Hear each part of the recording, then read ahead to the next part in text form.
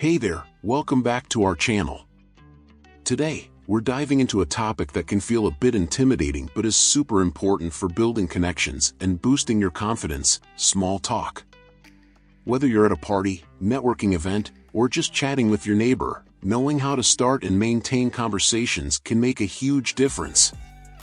I know, small talk can sometimes feel awkward or forced, but it doesn't have to be. By the end of this video, you'll have a step-by-step approach to starting, maintaining, and ending small talk with anyone, anywhere.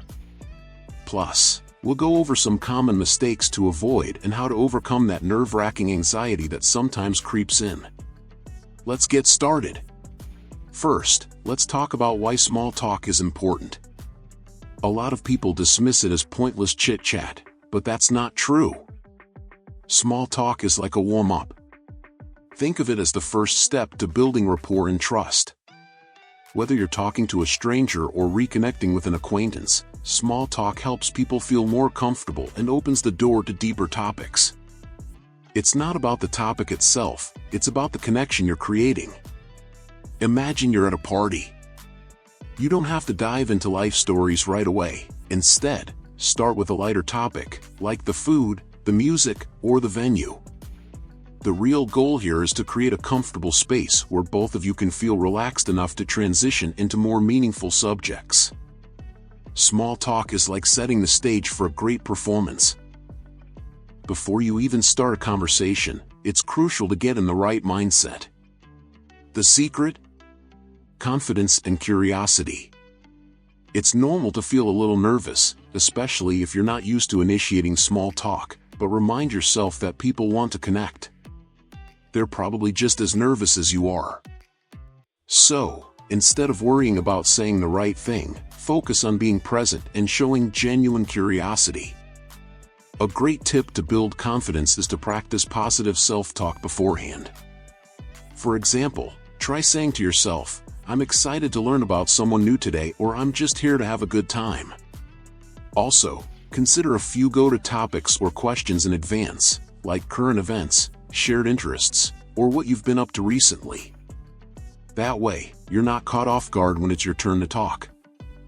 Alright, now that you're feeling ready, it's time to make your move. The easiest way to approach someone is with a smile. It instantly makes you seem more approachable and puts the other person at ease. Start by making eye contact, smiling, and walking up confidently. If you're nervous about introducing yourself, try opening with a simple greeting like, "Hi, I'm," your name. "It's nice to meet you." If you're at a specific event, add some context, like, "I don't think we've met yet. Are you enjoying the event so far?" You can also comment on something around you, like the atmosphere, to get the conversation started. Remember, the key is to make the first interaction feel natural and welcoming. When it comes to opening lines, keep it simple and straightforward. Here are a few tried and true starters. Compliment the environment or situation. "This cafe has such a cozy vibe, don't you think?" "I love your jacket. Where did you get it?" Comment on a shared experience.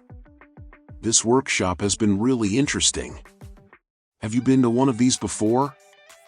Ask a simple question. "Hi, I'm," your name. "What brought you here today?" Starting with these types of openers sets a positive tone and makes the other person feel valued and seen. Use body language to show you're engaged, lean in slightly, maintain eye contact, and nod to show you're actively listening. So, there you have it. By understanding the purpose of small talk, preparing yourself mentally, and approaching others with confidence, you're well on your way to becoming a small talk master. Remember, small talk isn't just about filling time, it's about creating opportunities to connect, build trust, and learn about the people around you. Don't be afraid to start small. Practice with casual conversations in low-pressure settings, like when you're waiting in line or bumping into a neighbor. Over time, you'll notice that starting and maintaining these conversations becomes more natural, and soon you'll be able to navigate any social situation with ease. And most importantly, remember to be yourself. Authenticity is key when engaging in small talk. people respond positively to genuine curiosity and kindness. So, keep your focus on making the other person feel valued, and you'll leave a lasting impression every time. Thank you so much for watching. If you found this video helpful, don't forget to give it a thumbs up and hit that subscribe button for more tips on social skills and self-improvement. Until next time, go out there and start some meaningful conversations, one small talk at a time. See you soon.